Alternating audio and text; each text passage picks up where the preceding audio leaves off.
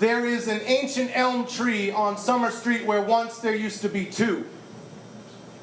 It is the biggest tree in Lanesboro. It used to be the second biggest, but the taller one was struck down too soon by an impossible October blizzard. My brother and I, back when I had a brother, my brother and I would walk by those two trees every day on the way to school, to church, to nowhere. And we would dare each other to climb those trees, impossible, with no low-hanging branches, no handholds or footholds to help you in your ascent up into the sky. And we were dumbstruck that one day to find that tree fallen in the snow, sideways, through a house, across the street, and into the church rectory. And we stood there in silence, the last snowflakes drifting down thoughtlessly. But we were young, and we went back to sledding, and we knew that school would be closed for days.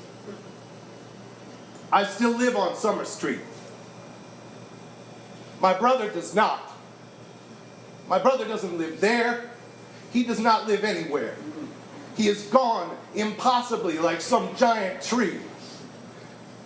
And I used to avoid that end of the street, drive the long way around, up Prospect and over Cheshire, and I didn't even know why. And then, this one day, I'm walking up Summer Street, my car in the shop, my daughter's hand folded inside mine, and the most amazing thing happened.